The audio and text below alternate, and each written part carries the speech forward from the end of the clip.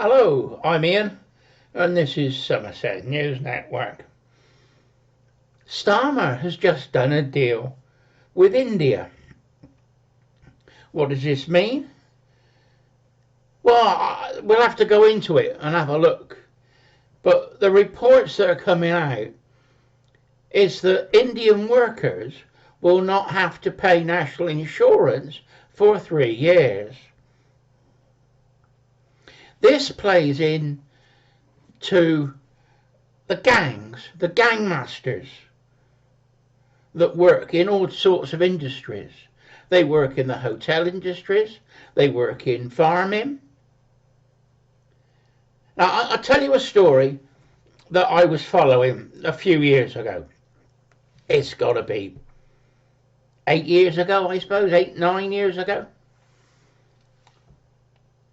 There was a television program on Channel 4 about illegal workers and the police, the immigration service going into different businesses and finding people that were working here illegally. They went to London and there was a house, a 3-bedroomed house, and there was 24 people living in it. There was 12 beds.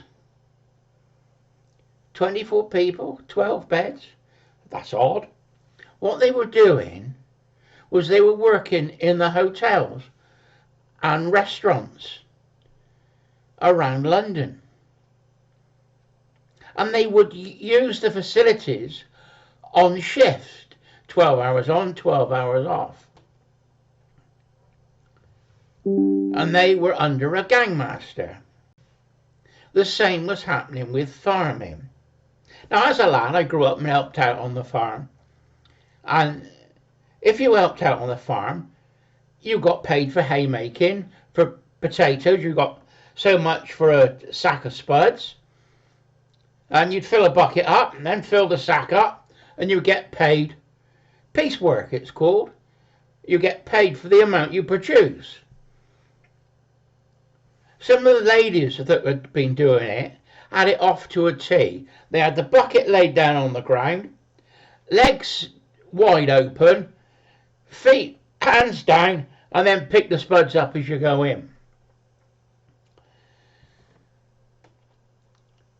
They were making more money than me because I wasn't that good at it. But we go strawberry picking. We pick apples to make cider for the cider farm. And we'd all make a little bit of money. Anyway, I was unemployed for 3 months. The gun trade was on a collapse. After Black Wednesday, nobody had any money. Gun trade was in dire straits. I didn't have any work. I went from £90 a week. I know it doesn't sound a lot now, but it was a lot of money then, to £30 a week. I couldn't pay the mortgage. So I had to get another job, and I got a job in a factory to start with, before ending up in the civil service. I got the job in the factory, and then because of the recession, and the company wasn't doing very well, they sacked half the workforce. I remember it was a Wednesday, and there was a buzz going round, and nobody knew what's going on. Have we got a new contract? We were all lined up, 11 o'clock, all lined up in the factory. The names I read out today will be unemployed. My name was one of them, so I was out the door. I had 3 months unemployment. I thought, I'll go and help the farmers out. Always get a job on the farms. Instead of picking potatoes, the farmer now had a potato machine. It would dig the spuds up, put them on a rack, and you just put the ones that have been cut, the ones that are slug-eaten, you would then throw out. You fill up the sacks, and then you put it onto a trailer on the back of a tractor. And I went down the farm. I said, "Oh, do you need any help on the potato machine?" Now, the local ladies normally did the potato machine during the week, but they didn't want to work weekends because they had the kids home from school. So other locals would step in, still earning some pocket money, and help out. I went down the farm and I said, "Oh, do you want some help at the weekend for doing the potatoes?" "Ah, well, Ian, we've got a Hungarian gang now doing it." I said, "What?" They got a gangmaster, Hungarian gang in, and they were doing 7 days a week until all the potatoes were done. Take them about 3 weeks. Couldn't believe it. So all us locals, I met one of the ladies that used to be on the potato machine. I said, "Are you got trouble because you're not on the potato machine?" She said, "I relied on that in the summer, that money, because the kids are still at school and they got to be home at 3 o'clock. I got to find a part-time job that will allow that, and I'm not earning the money." So the locals were affected by it. So there was another little job I used to do. I used to do and work on it was a small farm, and made rabbit hutches. And we had little production runs. And when I was unemployed, I worked for him for 2 months. It was cash in hand and it was money, and I needed it to survive. Anyway, I was getting short of it. I was at work but not earning a lot of money. So I went down and seen him and said, "Oh, do you need any help making rabbit hutches?" "Oh, I got 2 poles here working now." They were working 7 days a week and living in a caravan out the back of the farmhouse. So that was another job lost. I don't know how much they were getting, but it must have been less than I was.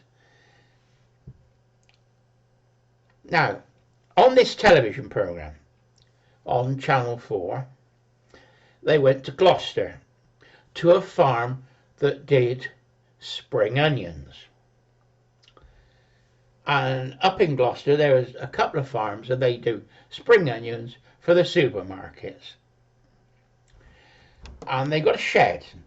And in the shed, they're employing Indians with a gangmaster. They report that the 2 of the girls couldn't even speak any English. They were being paid £2 an hour. And back then, the minimum wage was £6 or £7 an hour. So they weren't even earning the minimum wage. And the minimum wage was one of those things that was brought into agriculture to make sure everybody had a fair wage. So you had 2 girls that couldn't speak English. You had a couple of girls that could speak a little bit of English with a gangmaster. So the farmer is employing the gangmaster to bundle up the spring onions, tie them, and when you buy spring onions, I don't know, what is it, 40 pence, 50 pence a bundle? And that's what they were doing. But the farmer wasn't employing the illegals directly, so he couldn't be blamed. He was doing it through a company that was the gangmaster. They weren't paying tax, they weren't paying national insurance. Well, they were never earning enough money to pay tax, but they weren't paying any national insurance either. So they got done for it. And the police moved in. I don't know exactly what happened. I don't know what the fine was or anything. But that's what was happening 8-10 years ago. Now, we come to today. Starmer has an agreement that Indian workers will not pay national insurance. So, what will these gangmasters do? I predict that what they will do is sell a gang of workers to farmers, to industry, to hotels. They might only be cleaners and washing dishes. But they will get a low wage and they will drop the wage. So the business is saying, oh, I need 6 people. Well, that's the gang master say, well, that's going to cost you so much money. He's making his cut.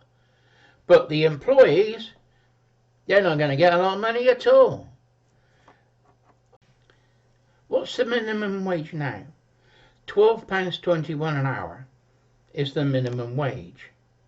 Now, I predict that there will be gangmasters, they will have gangs of workers, they will be Indian, they will more likely already be here. They will make out that they've just sort of imported them. And they will be working in agriculture, they work in cafes, working in restaurants, working in hotels. They won't have to pay any national insurance for 3 years. So they start a company up, they get all the staff, all the workers, 3 years' time, they cancel everything. And then re-employ the same workers, maybe under a different company, knowing they got another 3 years of not paying national insurance. That's an unfair market. What about the English companies that are already here? What about the native population that's already here? You are signalling out one group for specialist treatment over the rest of the nation. Because it won't work for Pakistanis or Bangladeshis or Romanians or Bulgarians that are here. They're all the boat people that come over. What are they going to do? Put them on the books that they're Indian so they don't have to pay national insurance? If it's all right for one, why isn't it all right for the others? I can see it being an absolute total disaster. We will be conned right, left and centre by these people. We've seen it happen. You know, I couldn't work on the farms because there was a gang of Hungarians. This farm in Gloucester had this gang of Indian ladies working for it. And they reckon they were earning £2 an hour. I think minimum wage then was, you know, £6 or £8, I don't know, something like that. That is what will happen now. They will pay them, I don't know, £4 or £5 an hour. Not paying national insurance. They don't earn enough money to pay tax anyway. I thought Labour and the unions were together to fight for the working man and lady. They are now going to allow them to be exploited. It's going to happen. It's obvious if anybody knows what's going on. I've never known such a crooked government in all my life. Anyway, rant over for today. Bye bye everybody. Bye bye.